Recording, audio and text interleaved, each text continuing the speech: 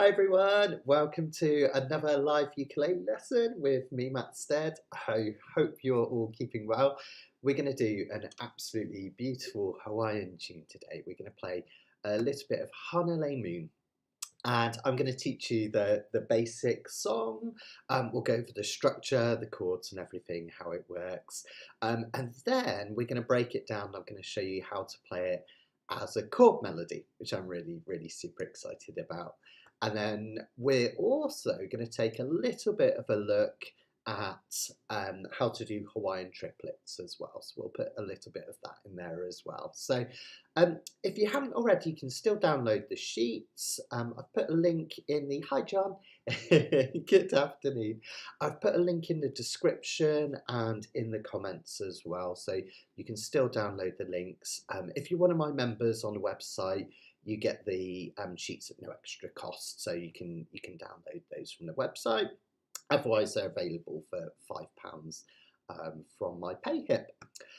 Make sure that you've got your live chat enabled so you can all take part and ask loads of questions. And please ask questions as we go along. It really helps to hear how you're getting on with everything, anything that I can help with. And remember, there's no such thing as a stupid question, because sometimes I'm the stupid one and I've forgotten to tell you something really important. So any questions as we go along, do give me a shout and I will do my best to answer them. And even if they're not related to the music, some say ukulele related, that's absolutely fine. If we got time at the end, Karen, I might even go over modes for you, because I was just trying to type out a message to respond via the forum, and I think it's probably easier to chat you through it. So if we've got time at the end, I'll go through that as well. So Karen was asking some questions about modes. So I think what we'll do, let me come into close cam and I'll just do a quick version of kind of roughly what we're going to play today, so you can get a bit of a flavour of it. Because I think it's really important, as I said in my last lesson on how to practice, it's really important to listen to the piece that you're going to play. So whether that be the original version, another version, or a ukulele one, it really helps. So I'll just play through it and just give you a kind of rough idea of what we're looking for when we start piecing together the chord melody.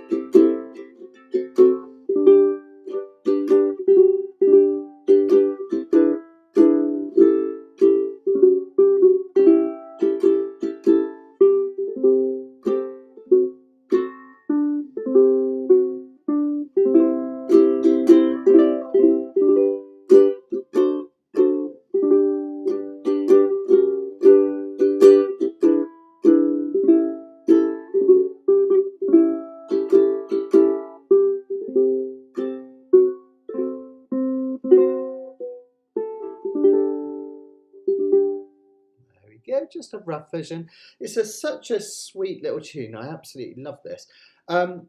It was written by a guy called Bob Nelson a long time ago. And it was made famous by Dennis Pavao, who is part of the kind of Hawaiian Renaissance, when people started singing kind of traditional Hawaiian songs, and a big part of kind of Hawaiian culture. It's a really beautiful song, and it's a really simple song in the key of G as well. So I think what we'll do, I'll bring the sheets on the screen, and hi Vicky, hi Karen. I'll bring the sheets on the screen, and then what we'll do is I'll just go over the basic structure and we'll just sing it through, just get used to the chords and everything is probably the best bet before we have a look at the chord melody. So let's pop that on. Was the sound okay, guys? Hopefully it's all coming through okay. Give us a shout if not, and I will do my best to sort it out. So I think what we'll do, I'll keep this page up first, just so you can see what's going on. So this song features some kind of classic Hawaiian things as well, even if you don't play the full chord melody. We've got some lovely Hawaiian triplets. And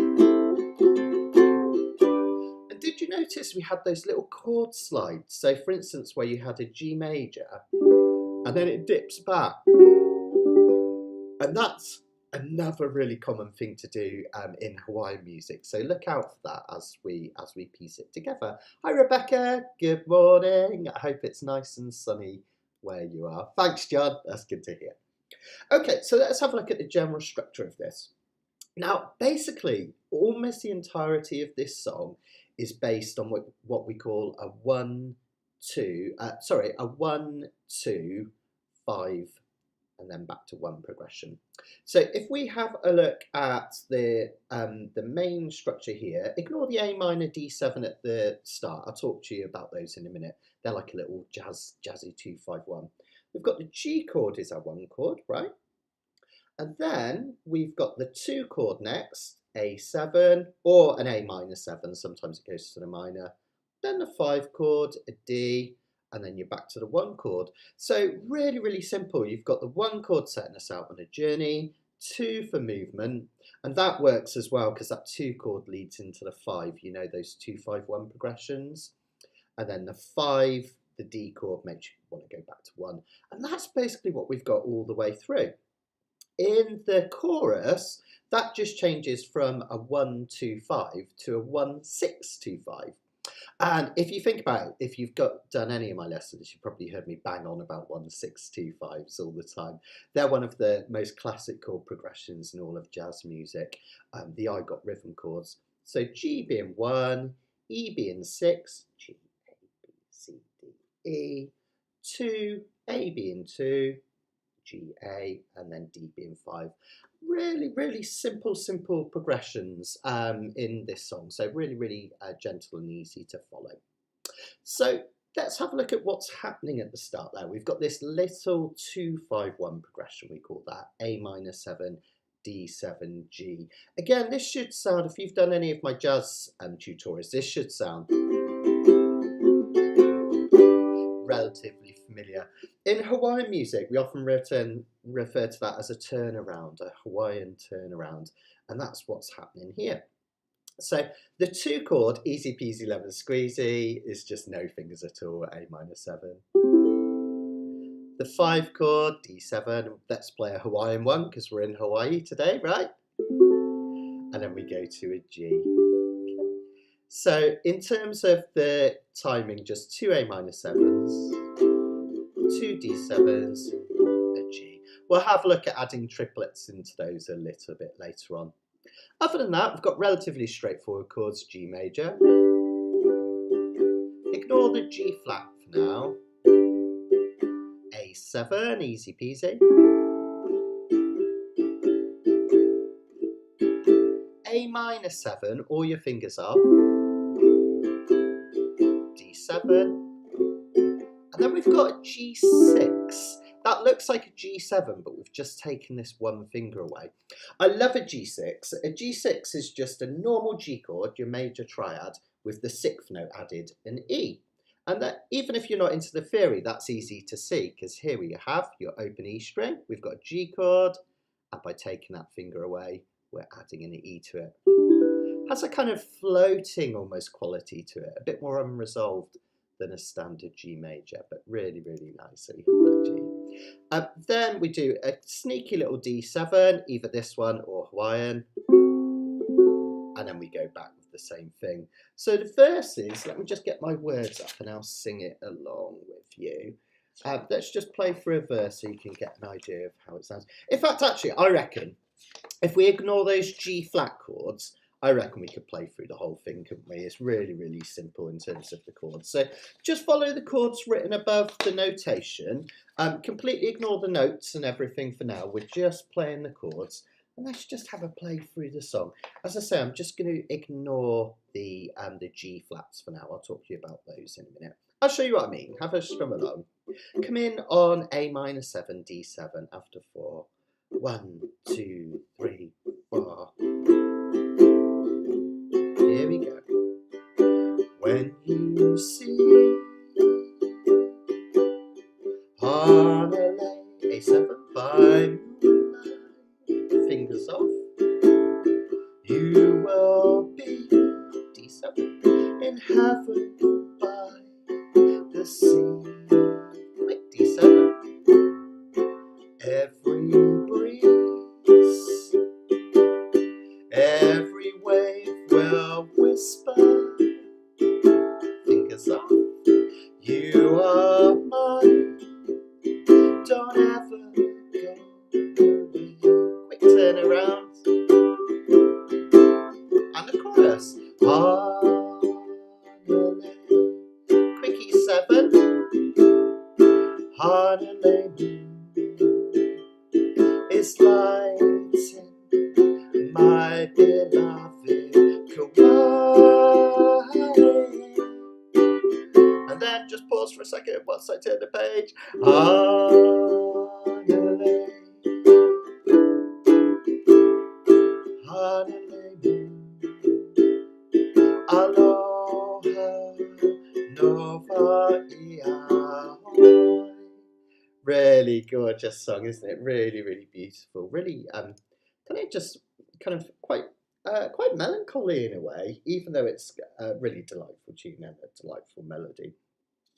So let's have a look next, I think, at putting those triplets in to make it a little bit more fancy.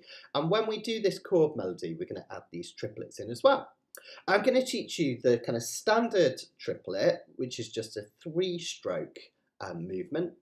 Then I'm going to teach you the Hawaiian triplet, which has an extra stroke in it, and we're going to do that on the D7. So, in essence, what we do for a triplet is where we would normally have either 2 or 1 beat, in this case we've got 2 beats, we're going to put 3 movements in. And the best way to think about it is imagine your triplet is a 3-syllable word. So triplet, okay? Triplet. I know really it's kind of 2 syllables, but let's think of it as 3 syllables. We'll do an open A minor 7 chord just to practice this. And what you're going to do, your first movement, you're just going to strum down with the nails of your strumming hand, okay? Like this. The important thing is I want you to keep this thumb here, so don't collapse it down. Keep that thumb held out. And we're just going to do a downward motion for trip. Okay. Then we're going to follow that through with a downward motion of the thumb on the strings for pull, your second syllable. Trip, pull. Okay. Trip, pull. Trip, pull. And then you've got it, the let, we just come back up with the flesh side of your index finger, your first finger. So triplet, triplet, 1 and triplet, that's simple. Now, I like to also, did you notice there that I like to unfurl these fingers as my hand comes down? The reason being that it makes it even less movement, because look, instead of having to move my wrist down, by unfurling those fingers, I get the sound of the first part of the chord without having to move down with my wrist. Have a little try of that round and round with me. Triplet, triplet, down, down, up, triplet. Fantastic. Now what you want to do to practice this is just start them slow, like so. Triplet, triplet, but consistent. And then just gradually increase the tempo. Triplet, triplet, triplet. And you can go crazy fast eventually, like this. You can go crazy fast. But for now, triplet. Okay, so that's your standard triplet, if you like, a 3 movements in a space of 2 beats in this case. Then we're going to do a Hawaiian triplet. That is kind of like a Hawaiian triplet already, but there's something that many Hawaiian players do, and they add an extra strum. So in effect, it becomes a 4-part strum, and it's really easy peasy lemon squeezy. It's way easier than it looks. Basically, before you do your triplet, all you need to do is touch with your finger on the way up. Have a listen to this. Up, triplet. Up, triplet. Okay. Up, triplet. Up, triplet. And that's your Hawaiian one. Now what we're going to do is we're actually going to do those over the space of one beat. And what we're going to do is on the A minor 7, we're going to do triplet and then a simple down strum for the next beat. I'll show you what I mean. It'll make sense as soon as you see it. Triplet down. Okay. We think of that as 2 beats because it's 1 and 2. And then when we do our D7, we're going to try up, triplet down. Did you get that? Up, triplet down. Up, triplet down. If we put those together really slowly, have a listen to this. Triplet down, up, triplet down. And then just resolve to a G chord. Yeah, let's try it together after 4, 2, 3, 4, up. Oh, see, I went on and up. 3, 4, triplet down, up, triplet down, strum. And again, triplet down, up, triplet down, strum. Triplet down, up, triplet down, strum. Isn't that lovely? A beautiful way to start a Hawaiian song. And you can also put that in various places. If you have a look down here, just before we get to the first chorus, I've squeezed one in there as well. Exactly the same timing. Don't worry, Karen, you will get it. You will get it. Just take your time, work it really slowly and smooth it out. And remember, these things, I can show you them in the video, but of course they do take a little bit of practice to put those in. Let's try one more thing before we look at the chord melody version, and that's what we often refer to as a chord slide or a chord dip. And that's the other thing that happens a lot in Hawaiian music in terms of rhythmic playing. Have a listen to this. Hi Charlene, good to see you. Hi guys. Let's bring Karen in as well. So Karen's made it fantastic. I hope you're all doing well. Okay.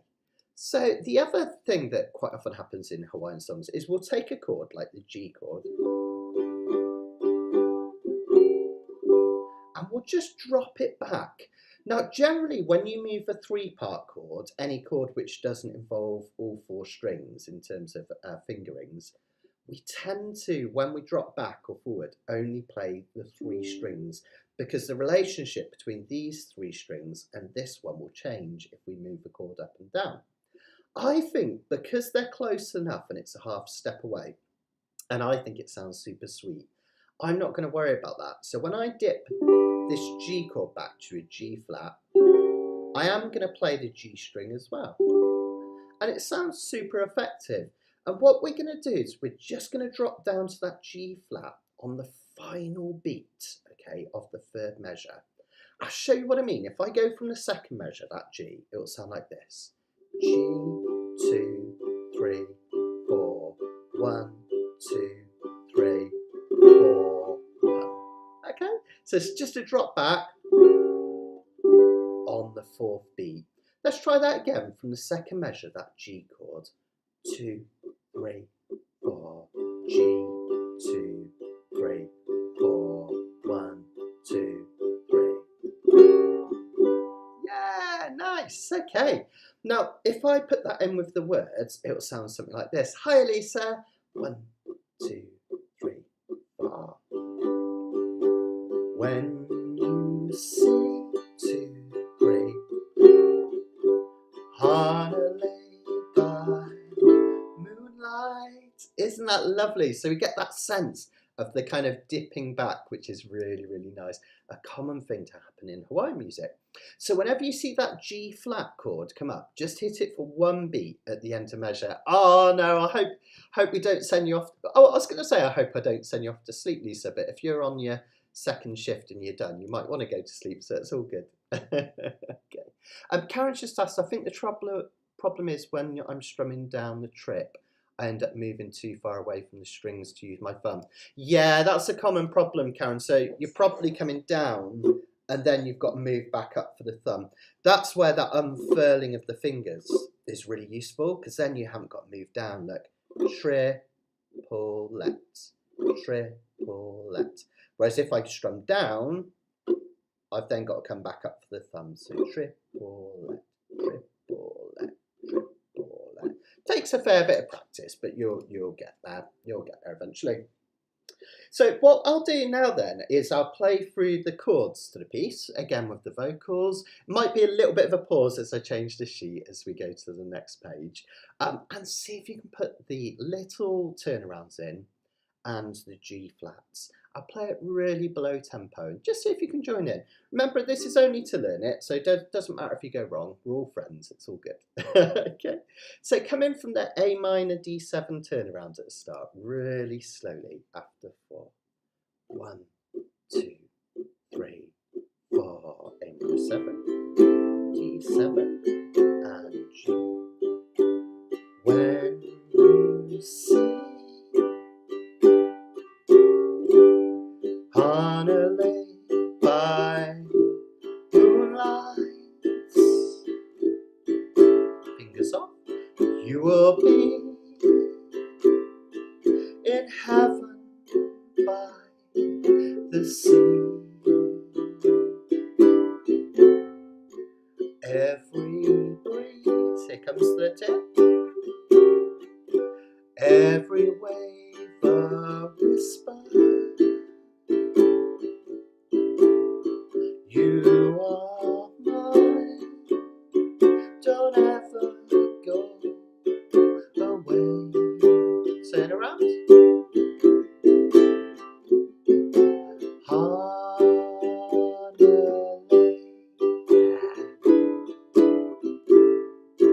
Hanalei Moon is lighting my beloved Hawaiian. Pause for a second. 2, 3, 4.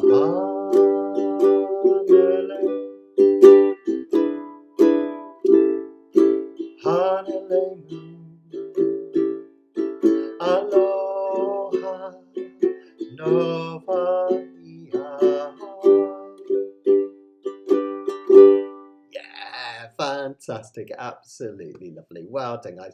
Again, if you didn't manage to get that perfect, it doesn't matter. You've got the whole of the rest of your lives to perfect it. It's just to get an idea of how the chord structure goes and the song. And obviously, once we put the chord melody in, it'll sound slightly different with the melody and everything put in. Now, what I like to do next, whenever I'm working out a chord melody, is just play the chord in isolation. And that's what we're going to do now. So we're going to use the tablature. I'll talk you through it a little bit at a time so you can follow it. You don't have to read sheet music. You can use the tablature, or you can just follow what I'm doing. So don't feel you've got to read all those crotchets and quavers and whatnot. You'll soon get an idea for it. Now, in terms of how I'm going to pick these, you've got various options. What you could do, let me just move my camera down. I keep moving me rather than the camera, and I'm remembering I can just move the camera. Sorry, guys. There we go. That's better. Okay, so you can either pick out the notes with your thumb, and that's what I'm going to do, like this.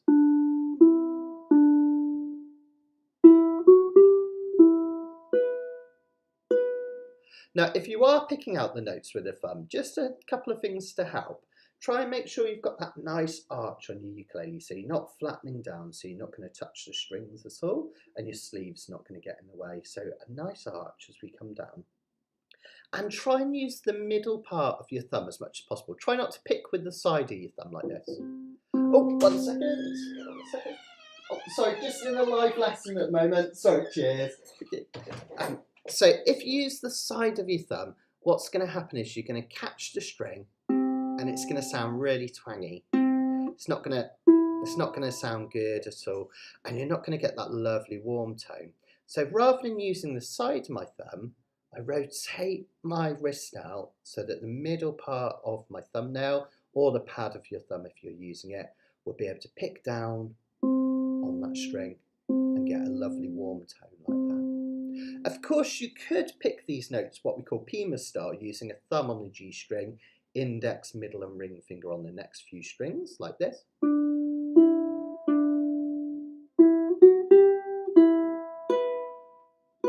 Now notice that instantly I think I can hear a difference in the tone. I'll do the nails first.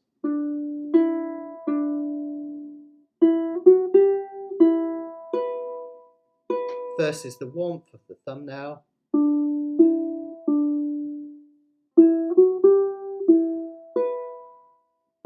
So I'm going to use my thumbnail to pick these out to get that lovely warmth, which is what we're after. Let's just go through those melody notes really, really slowly. Don't worry too much about the timing, just copy me in terms of the timing. So we've got this D, E, D, just at start 202. I can keep that finger where it is, look. And then the next few notes all on the E string, off 2, 3, off, and then 2 B notes down here on the 2nd fret of the A string. Okay, that's your opening phrase. If I was to sing it, it would sound like this. When you see Hanalei by moonlight. Isn't that lovely? Let's try that together. Come in after 1, 2. 1, 2. 2, 3, 4, 1. There we go. Yeah, really lovely. John just made me giggle. John said, tone may be affected by having a cat snuggled up to my ukulele. Yeah, absolutely. That might affect the tone. Absolutely. But a happy cat. And what's not to like for a happy cat? So next up, we've got this really, really interesting bit. If I bring in my iPad so you can see it up close, look at this here. Let's see if I can zoom in. We've got this 1 to 3, but it has this kind of what we would call a slur if we were talking about sort of violin music or something like that. This could be performed as either a hammer-on or a slide. I like the sound of a slide on this one. So what we're going to do is we're going to put a finger on the 1st fret of our C string. I actually like to use my 3rd or 2nd finger because I find it easier to slide up. You're going to hit that note, the 1st fret, which is a C sharp, and immediately slide it up to the 3rd fret. Okay. The reason I like to use that one is then for the next note that comes, I can use my index finger. And if I use my 3rd, in fact, then I can simply go back to my 2nd finger, which is the most natural one to use there. So slide up, open E, and that B note. Let's try that after 1, 2. 1, 2. Fantastic. Then we just do this 3, 2, C, B. Measure 8, next line, off, open A. 2 3rd frets here for G. F sharp, 2nd fret, and off to the E. Fantastic. Let's try the whole of this, the first, 10 measures. Let's try the first 10 measures. Come in after 1, 2. 1, 2. 2, 3, 4, 1.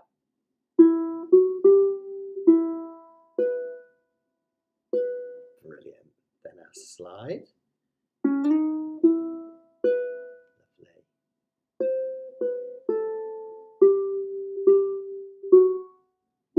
Yeah, fantastic. And then the next bit's really similar. If we do these last two, the middle 2 measures over here, got that 2, 0, 2 again, D, E, D.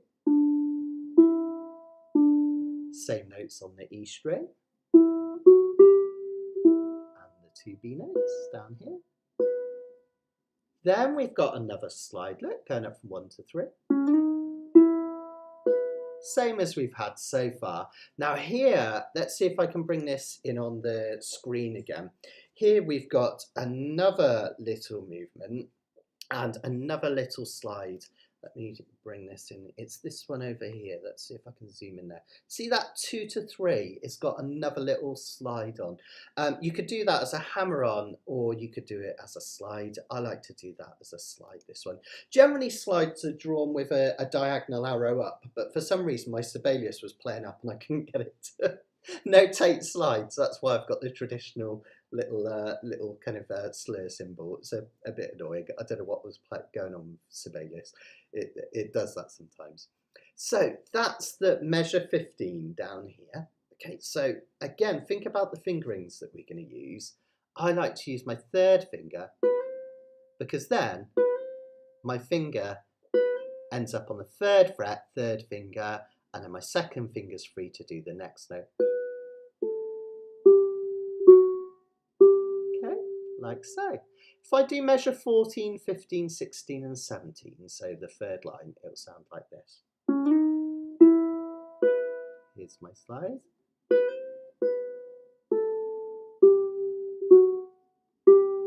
Yeah, fantastic. Let's keep going. These last 3 notes of the first line here. Okay, we do 3, 2, 3. Then on the bottom line, 2, 3, 2. Opening. 2 G notes. Back to F sharp, 2. And then just 1 note at a time. C note here. Up to 5. And back to 2. That bit's interesting. That was the last 3 notes of this first page. Notice I went up my third finger to the 5th fret, which meant that then I could really cover these notes as I come back. And that's really important. We want a kind of nice legato smooth feel as we hit those notes. And we want them to sound really clear and crisp. So by planning ahead and going with a third fret, a third finger even, I can reach back with the next ones. The other thing to get that nice legato sound is try not to touch the strings until you have to pick the notes. If you accidentally touch the string straight after you've picked it, it deadens the note. And I've taught a lot of people over the years who get frustrated with themselves because their note playing sounds like this. And they think, why doesn't it sound like mine? And all it is all they're doing is accidentally touching a string too soon after they've hit the first one. So really, only pick that string as you need to. And of course, the other thing, as I'm always banging on about in my video, try and get that finger as close to the metal fret as possible. And the right hand side, if you go more over here, have a listen. That's where you get your buzzes. So right hand side of the fret, and you get that really, really crisp. Fantastic. We're actually nearly there on the melody. Let's just have a look at the second page. Last bit of the chorus, we've got another G, F sharp, G. And then we do it again, wiggling between the 2, 2, 3, 2 off. 2 G notes, down to the 2, low D. Oh, see, that was a bit buzzy. Did you hear that? That was because my finger went too far back. And there it's clean.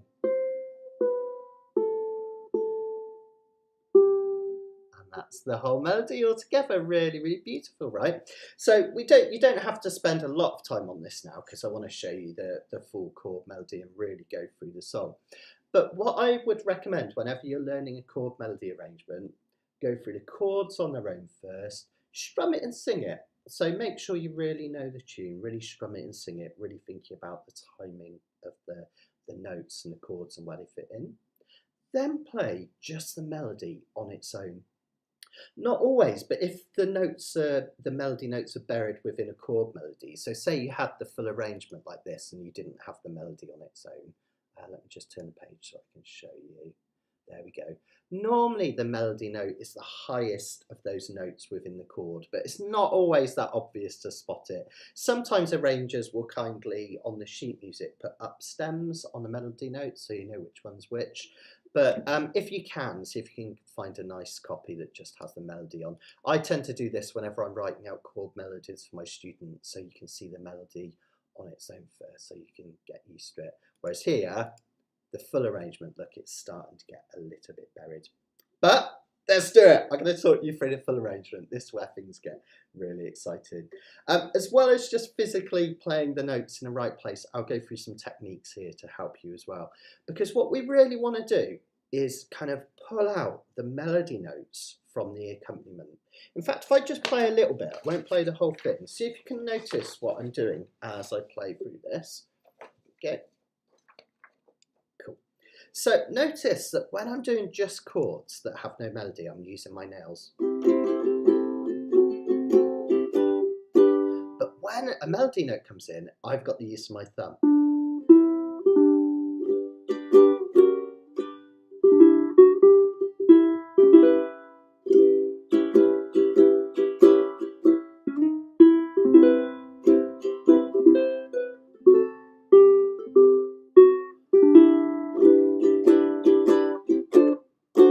And what that does is it brings the melody to a fore. You can almost hear that melody coming through. In fact, I really hope you can hear the melody coming through. I'll sing it and hopefully you'll see. When you see Hanalei by... Oh, sorry guys, 1 second. Oh, it's all right, it's just the lorry outside. I'm so sorry, I was trying to work out what that horrible loud noise was. I think it stopped now. Let me do that again. Sorry guys, getting totally distracted.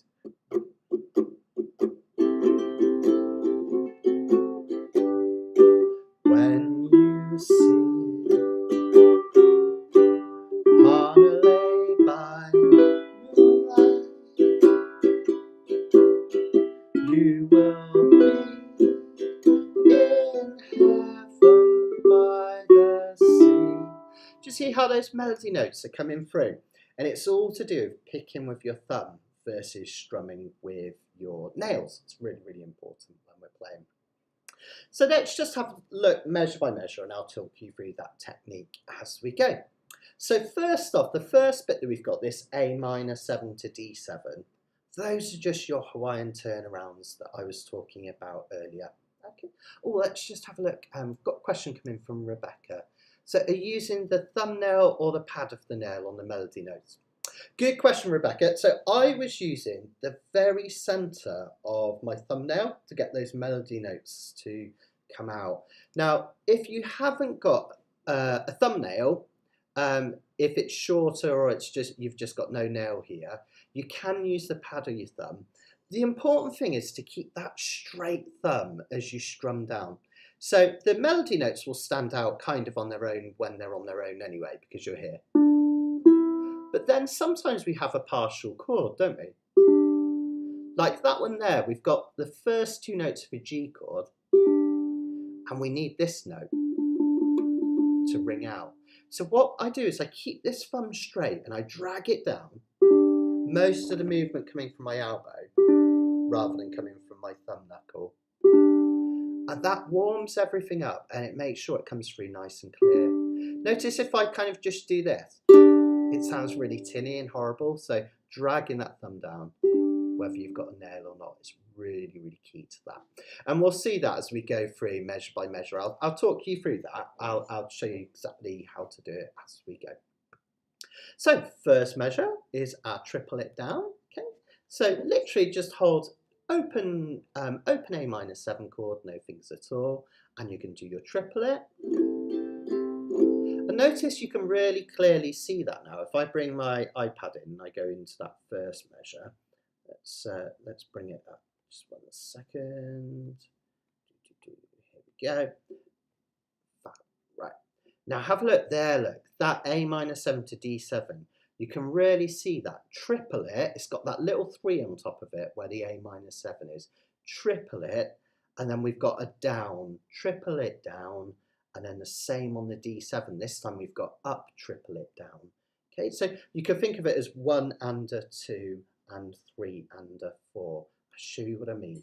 So A minor 7, triplet down, that's 1 and a 2. And on the D7, up, triplet down, and 3 and a 4.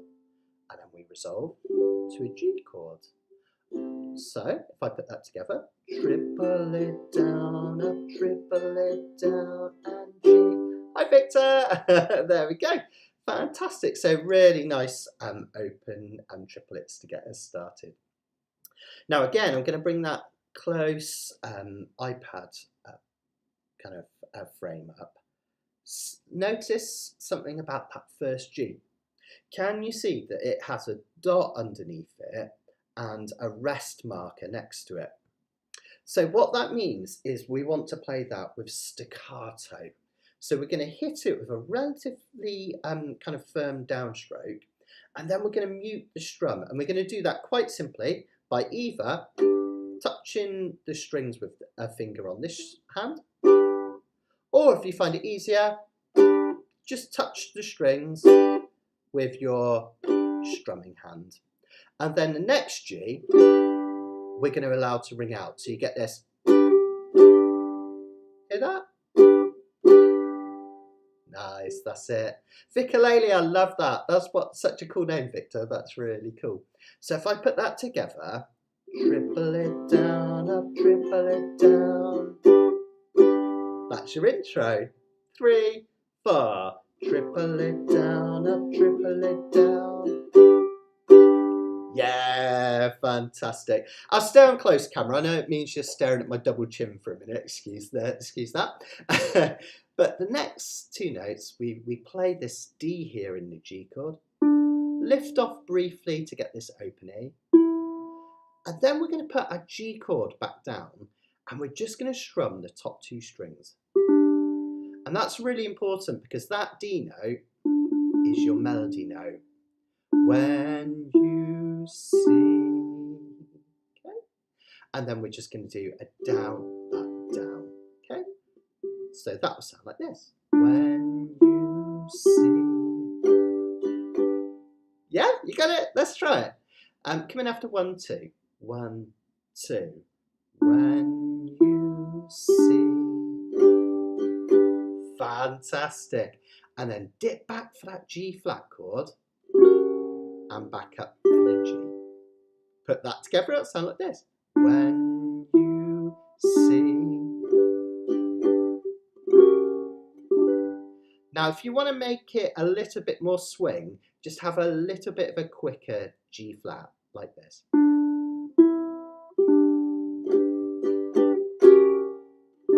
See, it's got a little bit of a swing into that bit, and it sounds super nice, okay? So what I'm going to do, I'm going to do the first opening few measures from the start of the song, that A minor 7 triplet, and then I'll do the first bit, and hopefully you'll see how that's working. Notice my thumb doing the melody work, and then just a normal strum on everything else.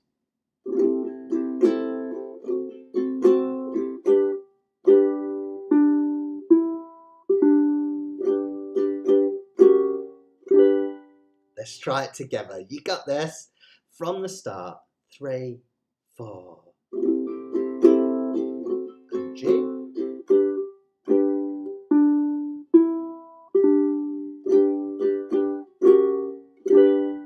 Yeah, nice, absolutely fantastic. So remember, the essence of chord melody, we're using what is often referred to as partial rolls, where you strum down with your thumb so you really hear the melody, and then the melody note comes out within the chord. And you really see that on this next bit. I'll bring that on the iPad again so you can see over here. This 0, 2, 0, which follows the G chord we just played. Notice there's no note being played at all on the A string. So what we want to do is we want to keep that G shape down, but we need that open E melody note.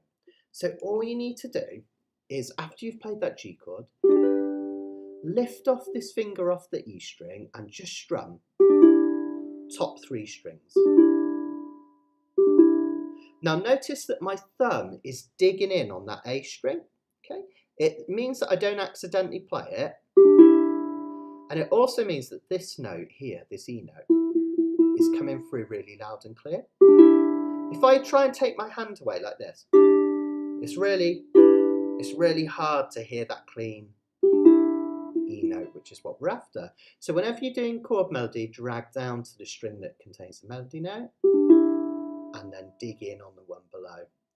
Then we can just play that F sharp G, 2, 3.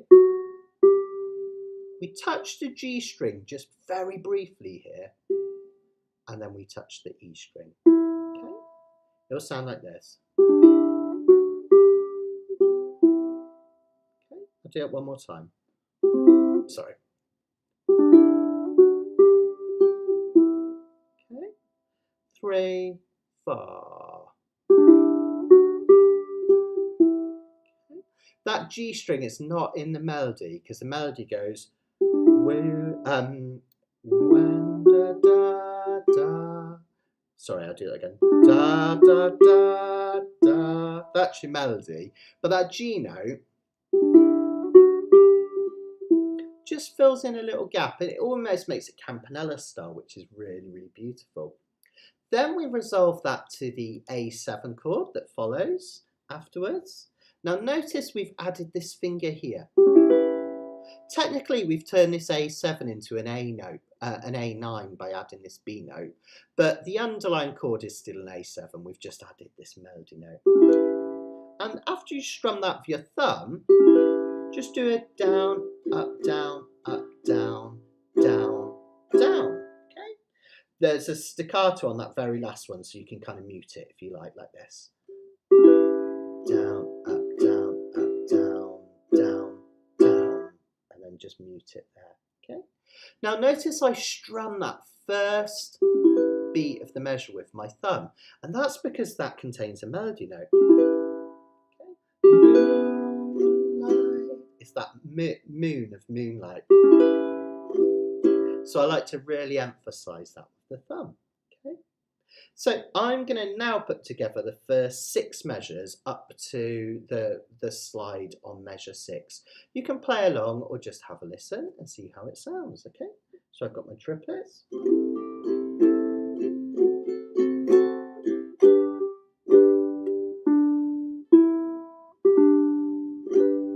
Yeah.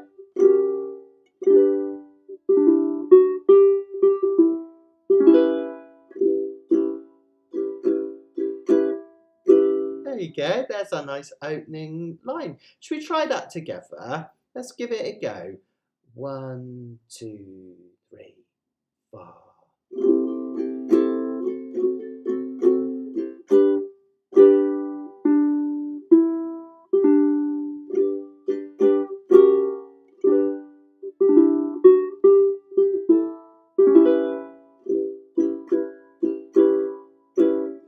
Yeah, well done guys. Have a little rest there because it's quite a lot to take in, isn't it? But you're doing fantastically well. There's a lot of repetition here, so you've actually played a decent amount of the song already, which is fantastic. I've just got a question coming in here. At the end of measure of 1, is it up, triplet, down, and not up, triplet, down, down? The staff notes have 2 8s after the triplet. So let's have a look. Let me just check on my sheet in front of me. So we've got up, triplet, down. Yeah, Shell, if you want to, yeah. If you want to, you can do another up at the end just to fill in the gap. So we've got triplet down on the A minor 7, triplet down, and then D7, up, triplet down. That's the Hawaiian triplet done. But if you want, you can just do a little up strum afterwards to add that little 8th note at the end. That would sound like this. Triplet down, up, triplet down, and G, G. It's just that little up, triplet down, and G, G. But you can just leave it out and just do up, triplet down and rest there. It depends how busy you want to make it. But yeah, up to you, Shell, with that one. Well spotted. Good. Thanks, Sarah. And do ask questions if you go along. If there's anything you struggle with or there's anything you think, I'm just not quite getting that, do ask questions, guys, as you go along. It's really, really good. I love questions because sometimes I just, like I say, I forget to tell you something. And it's really, really important. Okay, let's keep going. Doing really, really well. Fantastic. So we're up to measure 6. Now notice we've got another one of those beautiful slides here. So this one we need to think about our fingering again. Let me bring that in so you can see what I'm talking about. It's this 1-3. It looks like a slur again, but we're actually going to play it as a slide. This bit here. There we go. Come on. There it is. There it is. That 1-3 there before we get to the A minor 7s. So we're going to play that as a slide. Now we need to think a little bit about our fingering here. So because we want to end up this second finger here for the A minor 7 with this B added that follows, I actually like to use my third finger to do the slide like this. Remember, with the slide you only pick the note, the string once. Move your finger up, keep your finger down on the string so you've got the courage of your conviction, and we'll get that lovely quick slide like so. It's often called a grace note slide. If you have a look again, if you have a look at the sheet music above, can you see how the first note is smaller? So that just means it's almost like we're sliding quickly into the note. So rather than this, which would be kind of like, if you like, a normal slide, it's a quick into the note. Grace note slide, we call that. Again, I like to use my third finger because then I can hit this opening. I put my finger on this second fret down here and I strum. Now you might think that's a C major 7, right? Because this is a C, this is a C major 7. But the underlying chord that you would be strumming at that point would be an A minor 7. It just so happens that we've added a B note to that chord. So we're still going to notate it as an A minor 7. But notice we do want our finger here on the second fret. And again, because that start of that measure contains a melody note, I like to strum down with my thumb and then use my nails for the next bit, okay? So from the slide, it'll sound like this. Isn't that lovely? Then we just put our finger here on this, for this note here. So in effect, we're turning this into a C chord. Back to the 2. We go to a Hawaiian D7. Use your ring finger for this 3, this G note. Keep it down and strum. Take it away. And then we go back to our G6, just playing the top 3 strings. Yeah, really nice. I'll put that together from the slide. It'll sound like this.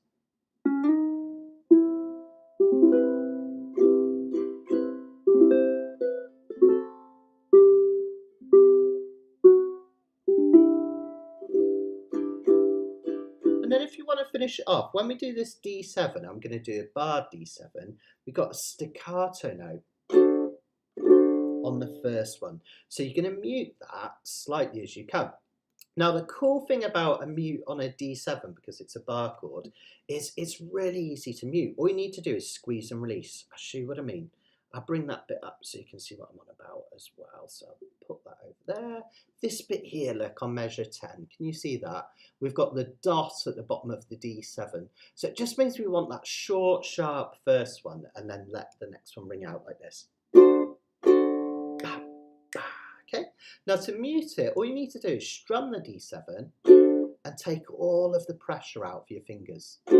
So you're just allowing the chord to deaden. And then the next one ring out. Isn't that cool? Okay. Yeah, fabulous. Let's try it really slow. Oh, I just froze up there, so I'm just going to say that again. Let's try it halfway through measure 6, where we've got that slide, the 1-3, and we'll go into the next bit. I'll stay on close cam so you can follow me. Come in after 1, 2, 1, 2. A minor 7. 3, 2, D7, G6, dig it, and then a pop, pop, D7, pop, pop. Yeah, fantastic. You've got it. Absolutely, absolutely brilliant. Any questions so far? Are you guys doing all right with that? Let me know how you're getting on. I know for some of you, if you're new to chord melody, this might be a little bit overwhelming, but as long as you're getting the concepts, that's all that's important. And even if you're just picking up those little tips, like highlighting the melody note with the thumb, nails for the strums to get that differentiation. That's absolutely fantastic. So that takes you to the 2 D7s in measure 10. And we basically carry on with that process. So this bit's just like the opening again. Okay, we have that D, E, top 2 of a G, down, up, down, dip, partial G6. Okay. Remember, we're just going to tap that G string. And then our A7, which is really an A9.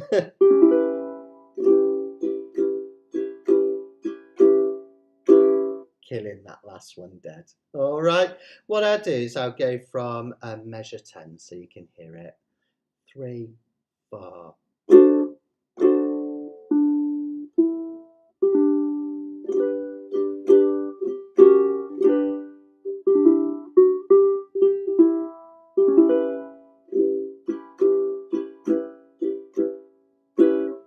Okay, fantastic. Really nice, really nice. Yeah, I love it. Don't worry, John. Yeah, this is quite a step up, isn't it? It's quite a move on from Twinkle Twinkle. But there's some other good ones on that course, John, that you like if you like the chord melody. So stick with it, stick with it. And remember, as long as you're getting the processes with this, you can work on this in your own pace later on for sure. So don't worry if you're not getting everything straight away. There's a heck of a lot going on here, right? It's quite a lot to cover in an hour and a half as well, but I was so desperate to share this one with you because it's, I'll be honest, it's one of my all-time favourites. It just worked so nice as a chord melody. So don't sweat it if you're not getting everything straight away, as long as you're getting the processes, even things like those slides. That's absolutely fantastic. Let's keep going. Talking about those slides, we've got another one here at the end of measure 14. Again, we're going to think about our fingering. We want to use that third finger. Even though it feels unnatural, it'd make more sense to use this finger in many ways because that's what we tend to do on the first fret. But because we want to end up on that third fret, try that third finger. I'm getting a little bit of a buzzing there because I only went to the start of that fret. Did you hear? And you got this. That's because I didn't go right to that fret marker. So really, as you just slide and see if you can get right across. I like it when I do things wrong because I can show you what not to do. It's a really important and good way to learn. So if you're hearing that buzzing, it's because I didn't get far enough along on that third fret. So 1 to 3. Then we've got that opening. And then start off the bottom line, we've got those A minor 7s again. Again, we can either do a hammer on here, like that, or if you want, you can shift up with a slide. But again, we need to think about fingerings here. You can write this in if you like. This 2 to 3, slide or hammer on, I like to use my third finger. The reason being is then I can drag it back and form this Hawaiian D7 over the top. Because notice I need this B note, this second fret of the A string, as I strum it. And that makes the rest of that measure really nice and easy. So measure 15.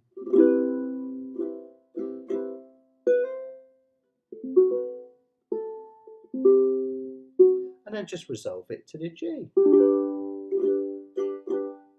And at the end of that measure, we go into up, triple it down, up, triple it down. Notice here as well, if you're really eagle-eyed, don't worry if you haven't spotted this and it's being super pedantic, it doesn't really matter. But notice here that when we go to the A minor this time, we've got an extra little quaver. It's right here, right, at the end of those G chords. So that means we're going to turn both of these A minor 7s and D7s into those 4 movement Hawaiian triplets. So we're going to do up, triple it down on an A minor, up, triple it down, and we're going to do up, triple it down on a D7, up, triple it down, okay? Up, triple it down, up, triple it down, like so. All right, let me try, what I'll do is I'll go from the slide at the end of measure 14, and you can hear how it sounds, and join in with me if you feel confident enough. So come in after 1, 2, 1, 2, slide.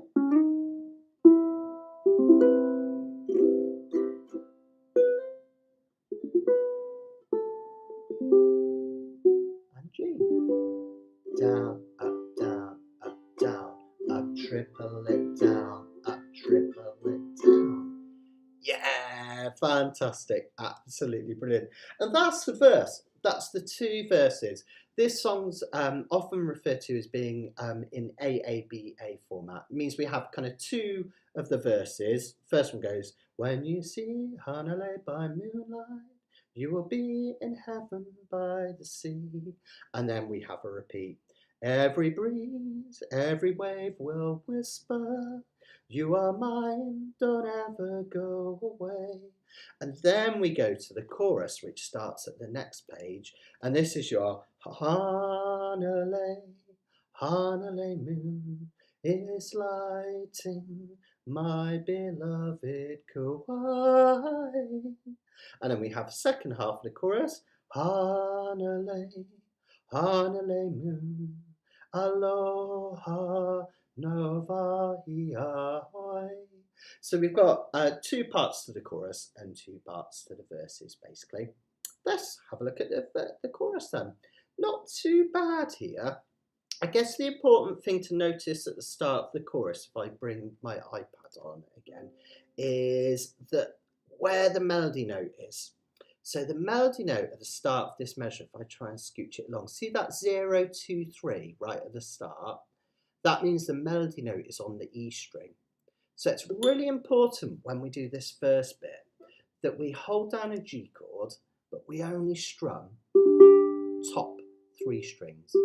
Because that's our ha of Hanalei, right? So we're just going to drag down over the top 3. Ha. And then the next bit, we're going to do a down, up, down. Ha. Okay. Then we're going to scooch back to that G flat again, just chord it, and then take it back again. Okay. That gives us an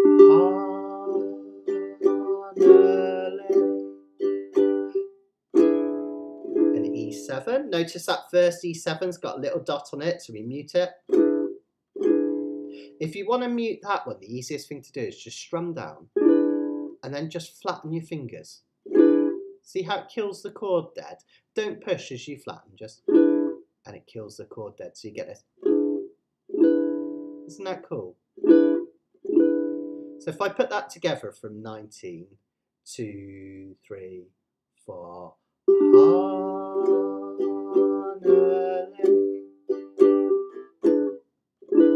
like so. Yeah, brilliant. We go to an A7. This bit's not too bad, just 2 down strums. Then we add this little mini melody on the E string by adding a second finger here to the 2nd fret of the E string. 2, 3, 2, and off. Okay. 2, 3, 2, off. There's the next bit. Oh, sorry, Rebecca. I think I went a little bit buffery there because I noticed a couple of people dropped out and have come back. Hopefully it's back. I don't know what happened there, but it's strange. Hopefully we're all back in the room anyway. So that's your A7 bit. Really, really lovely. Hanalei Moon. Again, notice that thumb digging in whenever we've got the melody note. Then just hit this 3rd fret of the E string. Then we go back to this D7 shape, but notice as I keep this D7 shape down, I keep this finger in place. That gives me this 2, 3, 2. I can take away this finger for the next one. I can touch this one here for the 2, and then I can strum. Okay, so I get this. Okay. Now, if we're really pedantic, notice that as I strum down on the D7, I'm using my nails. Thumb, thumb, strum. Sorry, I'll do that again. Thumb, strum, thumb. All right. I realised I get my brain just went kaput there for a second. Let me just get the rhythm. Yeah, that's it. So what we want to do is we want to make the 2 full chords nice and light. Like that. And then you get that nice melody. Is lighting. The melody comes out that little bit louder there. Okay. Now next one's interesting. We've got this D note up here. You can either move this finger up here at the start measure 24, start of the next one, and then you put your finger back down in this shape. Okay, like that. So 24 would look like this. Or if you're a bit of a contortionist like me, I actually like to use my middle finger. Squeeze it in there. But each one's just a crotchet, 1 beat. Sorry. Then we go to this lovely 4 chord, this C chord, up to this 5th fret, and back again. And then that resolves to a G. That's really lovely because that's that really important. It's that melody there on kawaii. So it's really important that we get up to that 5th fret. Kawaii.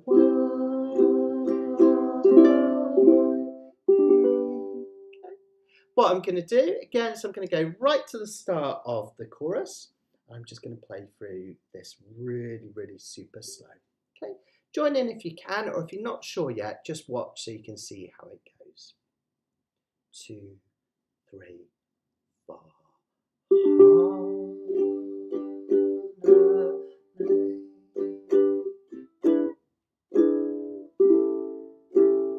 Hanalei Moon is lighting my beloved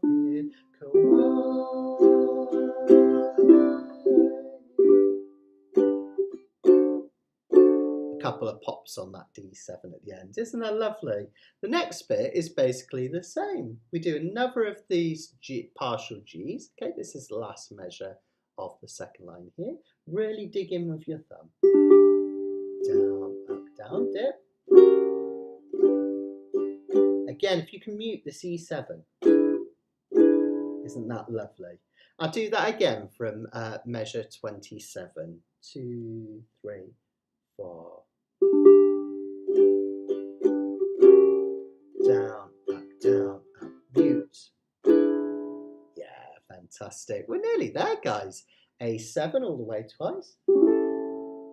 Little mini melody. 2, 3, 2, off. Okay, so from the A7 on 29, it will sound like this. 3, 4. 1, 2, 2, 3, 2, off. Down, up, down. Yeah, fantastic. G note at the end of that line takes us into this D7 here. I can just add my 1st finger up top. I can strum all the way, move it back here, and strum all the way.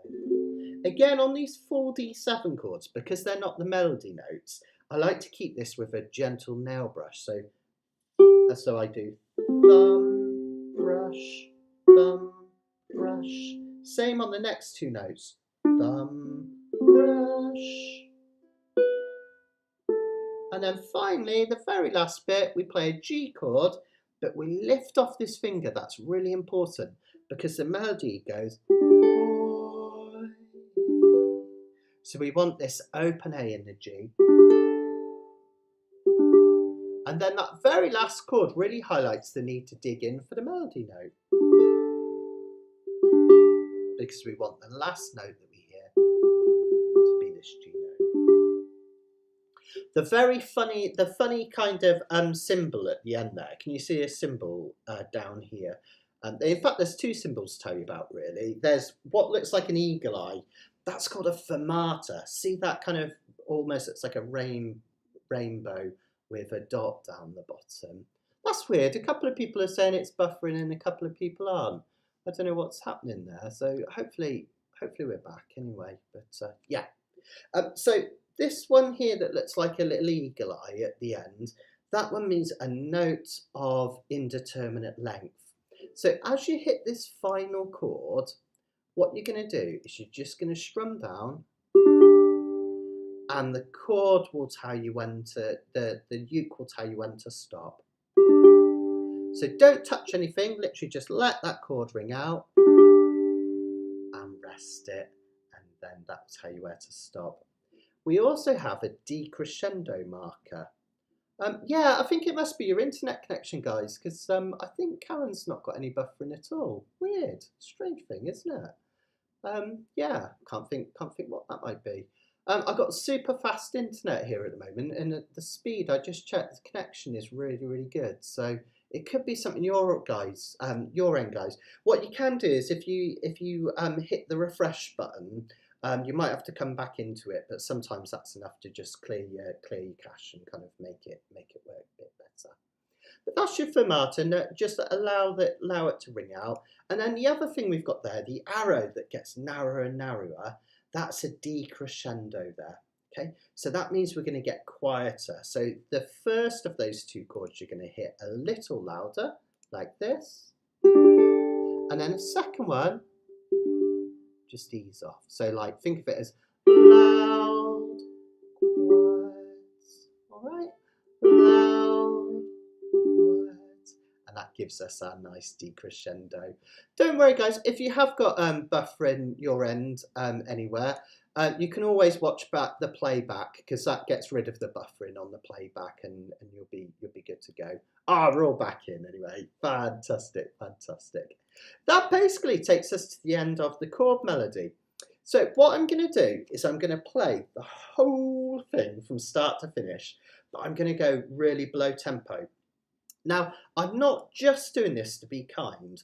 Whenever you practice a song for the first few times, it's better to play it way below tempo and get the timing right than play it at tempo and get it wrong. I'll show you what I mean. It's way better for your practice. This is good, okay? This is good.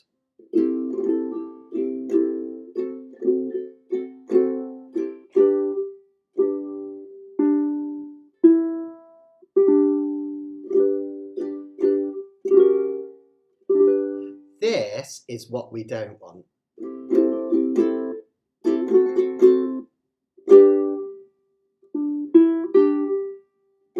Because what's happening is when you go too fast at tempo and your mind isn't able to keep up, and it happens to me all the time. I'm not saying this is a thing that you guys do. It happens to me all the time. If I try and learn something too fast and I play it above tempo, I then insert loads of stops, and that's really bad. Not just because it sounds bad, but if you think about it, you're kind of teaching yourself to play out of time. So when then you do bring it up to tempo, or when you do kind of get used to it and you're really confident, sometimes you can end up with these stops in the wrong places and it doesn't feel natural. So much better to play it really slow and steady, and then just increase that tempo a little bit each day. And as we're learning, that's really important. So I'm going to play this, the whole chord melody, but I'm going to go ultra slow. Bear in mind, I've got to click something when I get to the end of this sheet as well. I'll try and prepare my mouse, but there might be a slight pause when we get to the end of this measure here as I turn sheets. But let's try it really slowly, right from the top. Here we go.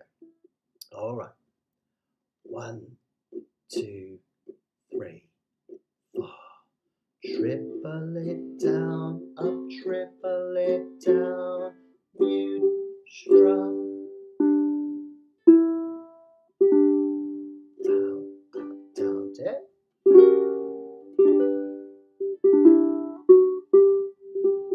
A7. Down, up, down, down, down, mute. Slide. A7. 3, 2, D7, G6, and then D7s on measure 10. Pop, pop.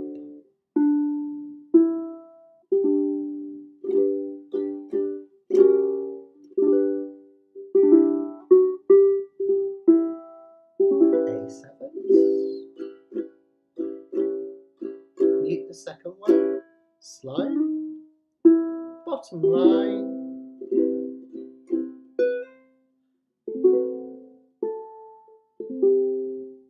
G, triplet, up, triplet down, up, triplet down, then second page, 3, 4, dip, E7, A7, 2, 3, 2, off, D7, 24, C chord, G chord, pop, pop on D7, pop, pop, dip, 28, E7, A7,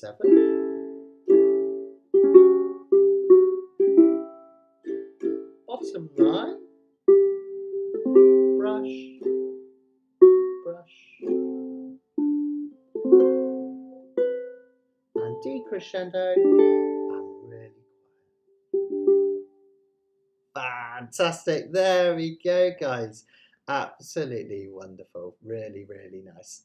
Let's try that one more time. This time, this is more just so that I can do it as a demo. And I might get this horribly wrong. And if I do, it shows that teachers get wrong anyway, right? But I'll try it at tempo now, just so you can hear it.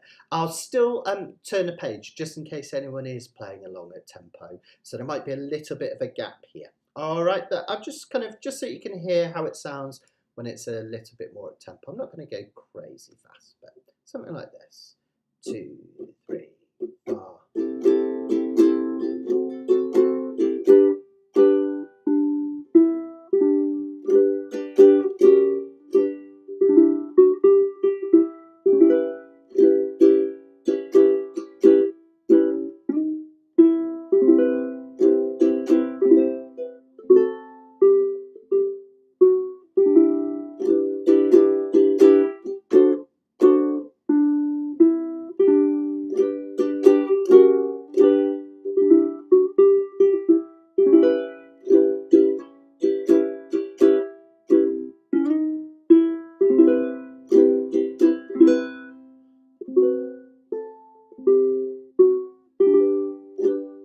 Here's the page turn.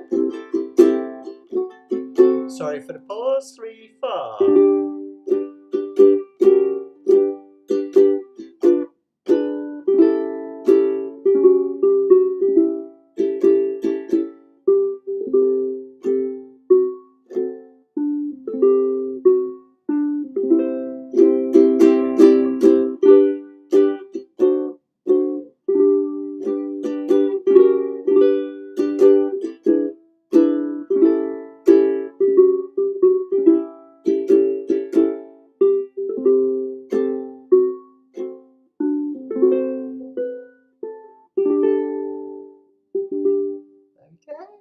Fantastic. Well, I really hope you enjoyed that, guys. Really nice to tackle. That was quite a tricky piece, that, but a lot to tackle there, and loads to get your teeth stuck into. Hopefully, you enjoyed that, guys. So, our Shell's got a question. Yeah, so grace note. Yeah, think of it as almost like slightly quicker than even an 8th note. So you're sliding into it super quick. And it's always illustrated. Let me see if I can, let me get to the right place so you don't have to watch me zooming in all over the place. It tends to be illustrated with a really small note beforehand. There we go. So measure 15, if I bring that up. You'll always see those grace notes. It's kind of illustrated like that. See that tiny, tiny little note. And sometimes the note in the tablature is a bit smaller. You can see it there. So that's a grace slide. You can even get it sometimes where it doesn't even involve a note before the chord that you slide into. So if that didn't have the 2 there, and it just had the slide into the 3, that would mean you would kind of slide from at any point, just into the note, which is a really popular thing to do. Happens a lot in low rich. You know this kind. What is it? Trying to remember now. There we go. The first part of don't get round much anymore. There's a grace note there. So a normal slide would be, but he starts it with a grace note slide. Sometimes you could do it from way down here, as long as you slide into.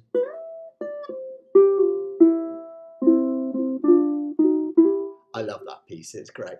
So if you ever see a little tiny note followed by another one, that's going to be your grace note. So yeah, fantastic. Ah, thanks guys, fantastic. Yay, Madam Rebecca, lovely jubbly, love to hear it. Fantastic, thanks guys. Ah, lovely. It's really worth sticking with this one because it's such a glorious song. This is my more better. I love this uke. I got it off Chuck Moore in Hawaii. And the first thing I did was like, right, I've got to learn a Hawaiian tune on it. And it was this specific one. So this has a special kind of place in my heart, this one. So yeah, great one to play on a Hawaiian uke for sure. So if you've got a koaloa, canalea, any of those, this works beautifully on it. But it works great on any uke, right? Because it's a good song anyway. Do stick around. So next week, I'm just going to take any questions. But just to tell you about what's happening, 2 weeks time, we've got yet another one of our live lessons. And I'm just going to stick with Hawaiian stuff just for one more week. And we're going to have a look at this beautiful piece, Eine, which was by Ernest Ka'i. And he was one of the first arrangers of ukulele tunes way back in the 1910s and 20s.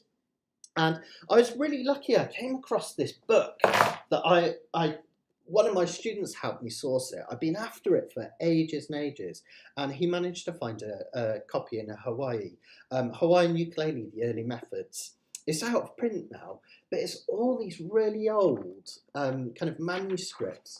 If you have a look at it, they couldn't even put the numbers in the right place for the tab because they didn't have the technology to print a line and then a number within it. So the numbers are kind of in the gaps, unlike a modern tab. It all looks different. But there's so many great songs in here. So I've been going through them, a lot of the Ernest Ka'i arrangements, and kind of bringing them up to date, if you like. So I've got this arrangement. I'll just give you a quick preview of it that we're going to do in 2 weeks' time. That I've just kind of updated it. So I've got the original one, but in proper tablature, so you can actually read it, which makes it a lot easier. And then we're going to do a kind of slightly more complex version, which is really, really cool as well. This is a really, really kind of lovely waltz, this one, which is really nice.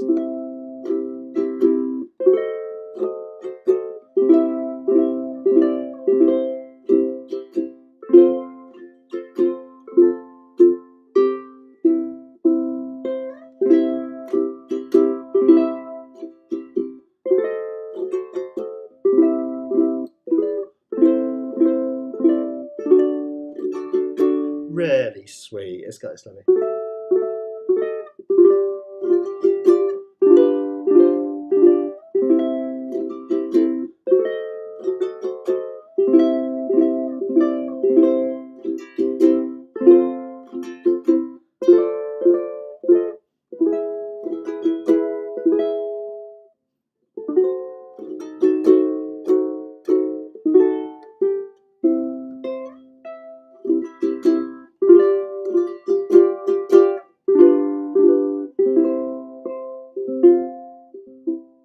So another really sweet piece of Hawaiian music. I love it. I love all this Ernest Ka'i stuff.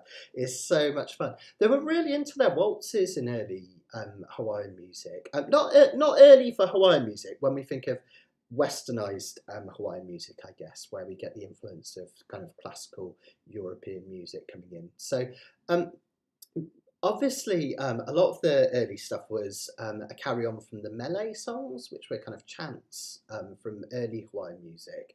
But when they got that Western influence, a lot of it was quite formal. So you end up with a lot of waltzes because that was the fashion in Europe at the time. And then later on, you get the influence of the kind of the jazz period, which happened kind of later again in the 20s and 30s. Took a little longer to get to Hawaii. So you then get a lot of swing stuff slightly later on. So a lot of this early Ernest Ka'i stuff kind of sounds like European classical music almost, or European dance music from the time, which is really, really interesting. It's great to perform as well on the ukulele, because this specific track that we're going to track, like he had CDs when he was around. This particular song was originally written by Ernest Kai in a ukulele method book for ukulele. So it's not like we've taken a song and transcribed it onto ukulele. This was specifically written for ukulele. So I'm really going to enjoy this one. I hope you guys will too. So that's going to be in 2 weeks' time, chord melody. I'll give the full arrangement, and we'll take a lot of time on that one as well.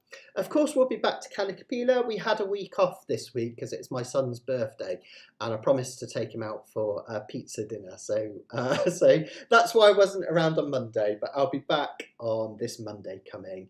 And we've got some lovely tunes.